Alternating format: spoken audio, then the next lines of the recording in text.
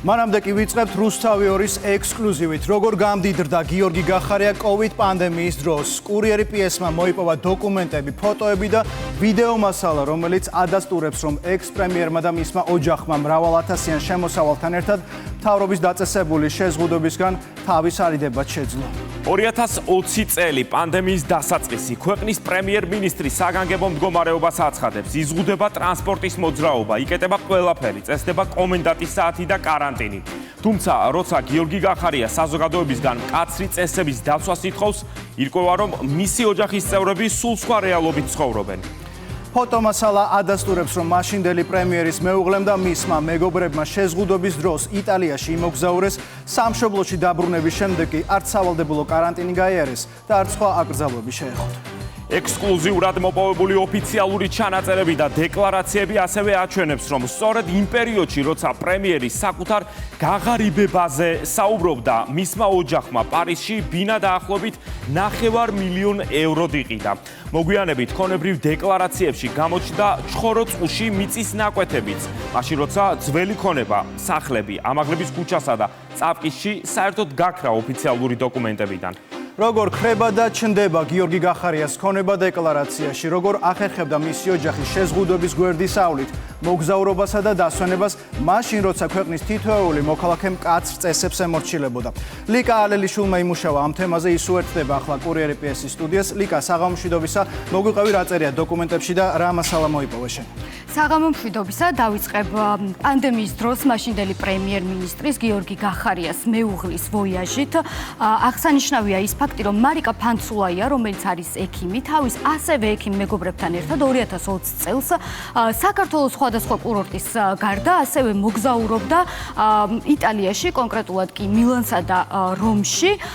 ეს არის ის პერიოდი, დავაზუსტებ მაყურებლისთვის, 2020 წლის მარტზე არის საუბარი. ეს არის ის პერიოდი, როდესაც მთელი მსოფლიოს მოსახლეობა ცდილობს შეეგუოს COVID პანდემიის მიერ დაწესებულ შეზღუდვებს, ასევე შეზღუდვები დაწესდა, რა თქმა უნდა, საქართველოშიც და მთავრობის მაშინდელმა მეთაურმა გიორგი გახარიამ გამოაცხადა ეს შეზღუდვები, გამოაცხადა საგანგებო მდგომარეობა, ამ ინიციატივით მიმართა მაშინდელ პრეზიდენტ სალომე ზურაბიშვილს და სწორედ ამ პერიოდში მისი მეუღლე მოგზაურობდა თავის მეგობრებთან ერთად და რაც ყველაზე მნიშვნელოვანია, ამ ყველაფრის ამსახველი ფოტომასალა თავად მათვე განათავსეს სოციალურ ქსელებშიც.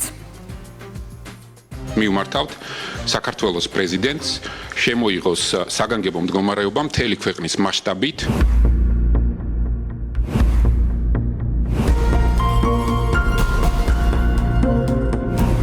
2020 წელი.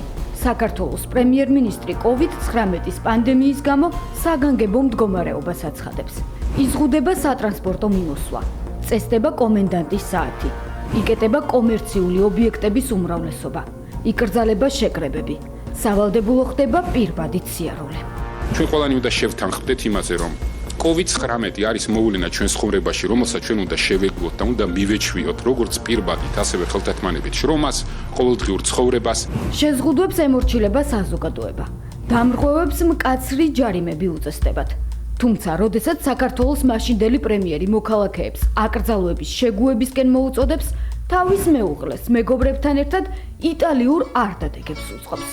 When the moon hits your eye like a big pizza pie, that's amore. პრემიერის მიერ საკარანტინო შეზღუდვების გამოცხადებიდან რამდენიმე დღეში 2020 წლის მარტში გიორგი გახარიას ცოლი მარიკა ფანცულაია მეგობრებთან ერთად სამოგზაუროდ იტალიაში მიდის.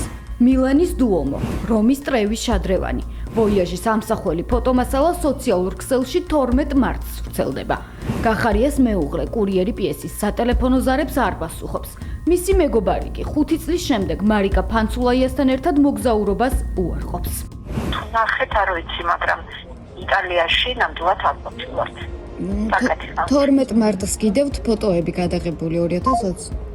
ფოტოებით და კადრებით დასტურდება ისიც, რომ პანდემიის დროს მაშინდელი პრემიერის ექიმი მეუღლე ასევე ექიმ მეგობრებთან ერთად იტალიიდან სამშობლოში მთავრობის დანიშნული სპეცრეისით ჩამოდის. წყარო კურიერი პიესს უყვება, რომ მაშინდელი პრემიერის მეუღლე და მისი მეგობრები სახლებში ისე დაბრუნდნენ, რომ არც სავალდებულო კარანტინი გაუვლიათ. ეს იმ ფონზე, როცა ნებისმიერი მოქალაქე, რომელიც საქართველოს საზღვარს გადმოკვეთდა, მთავრობის განკარგულების მიხედვით 2 კვირის განმავლობაში სპეციალურ სასტუმროებში გადაჰყავდათ. იკრძალება 3-ზე მეტი პირის თავშეყრა, სავალდებულოდ დაცული უნდა იყოს 2 მეტრის სოციალური დისტანცია.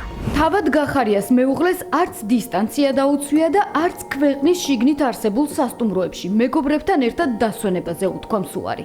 გახარიას ექიმი მეუღლე და მისი მეგობრები COVID პანდემიის შეზღუდვების მიუხედავად პირბადეების გარეშე შეკრებასაც ახერხებდნენ და საქართველოს სხვადასხვა კურორტზე გამგზავრებასაც. ფაქტები ფოტოებითაც დასტურდება. და არა მხოლოდ ფოტოებით. გახარიას მიერ შევსებულ დეკლარაციაშიც წერია, რომ მისმა მეუღლემ მარიკა ფანცულაიამ 2020 წელს ტურში 9900 ლარი გადაიხადა. სასტუმროებში კი საქართველოში გამოცხადებული საგანგებო მდგომარეობის პერიოდში წლის განმავლობაში 6313 ლარი დახარჯა. ლიკამ, ეს ყველაფერი არ არის, კიდევ რა დოკუმენტაცია მოიპოვა და რას ამბობს გიორგი გახარიას დეკლარაცია? დღეს ნამდვილად ყველაფერი არ არის. 2020 წლის გიორგი გახარიას დეკლარაციიდან ხრება მისი ქონების ნაწილი, რომლებიც შეტანილი ჰქონდა მას წინა წლების ქონებრივ დეკლარაციებში და რა თქმა უნდა მაშინვე გაჩნდა კითხვები ჟურნალისტების მხრიდან, თუ როგორ გაქრა გახარიას დეკლარაციიდან გარკვეული ქონება. მაშინდელმა პრემიერმა ჟურნალისტების კითხვას უპასუხა, რომ ის გაღარიბდა, თუმცა ამ განცხადებიდან მალევე გიორგი გახარია ყიდულობს 2 მიწის ნაკვეთს ჩხოროწყუში და ბინას პარიზში. რაღაცა ნაწილში მეც ვღარიბდებით. 2020 წლის 5 ივნისი. გიორგი გახარია ამტკიცებს, რომ გაღარიბდა.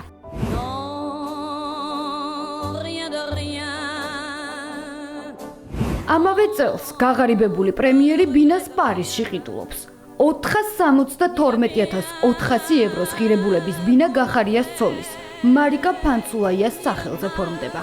პარიზში იწყებს სწავლას მისი ქალიშვილი. ყველა ჩინოვნიკი უნდა მიეჩვიოს იმას, რომ სახელმწიფო სამსახურში რომ მოდის, უბრალოდ შემოსავალი აკდება. ამ განცხადებიდან ზუსტად 2 თვეში, 2020 წლის 24 აგვისტოს, ჩინოვნიკმა გახარიამ ჩხოროწყუს მუნიციპალიტეტში მიწის 2 ნაკვეთი იყიდა. ერთში სიმბოლური ფასი 1 ლარი, მეორეში კი 85.000 გადაიხადა. პარიზში სახლი და ჩხოროწყუში მიწის ნაკვეთები გიორგი გახარიამ მხოლოდ 2021 წლის ქონებრივ დეკლარაციაში ასახა. პანდემიის დროს შეძენილი ქონება 2020 წლის დეკლარაციაში ვერ მოხვდა.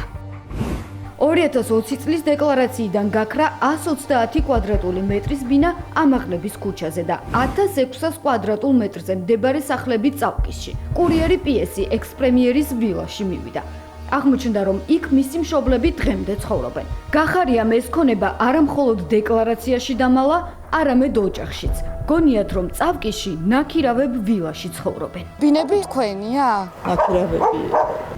რატომ და როგორ ხრებოდა წლებთან ერთად დეკლარაციაში ყოფილი პრემიერის ქონება? ამ კითხვამ მისი თანაგუნდელი და უახლოესი გარემოცვის წევრი გააღიზიანა. ჩვენ ინფორმაციის გადამოწმება სწორედ ბერდია სიჭინავასთან ვცადეთ, თუმცა მან კურიერი პიესის შეკითხვებზე პასუხის გაცემა არ ისურვა. სულელებს მოეშვიდა თქვენი პროპაგანდისტული არხის მეშვეობით არაერთი ბინძური ბრალდება გაჟღლებულა გიორგი გახარიას მისამართი.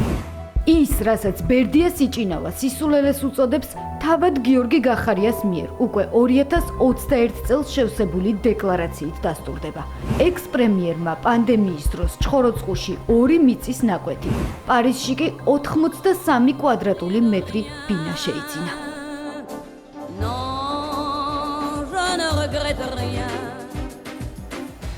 რა თქმა უნდა, ჩვენ ყველა კითხვა, რომელიც ამ რეპორტაჟების მომზადების დროს გაგვიჩნდა, ამ კითხვებზე პასუხების მიღება გვინდოდა, რა თქმა უნდა, თავად გიორგი გახარიასგან და მისი მეუღლისგან, თუმცა არც გახარიამ და არც მისმა მეუღლემ ჩვენს არც სატელეფონო ზარებს უპასუხეს და არც წერილობით შეტყობინებებს.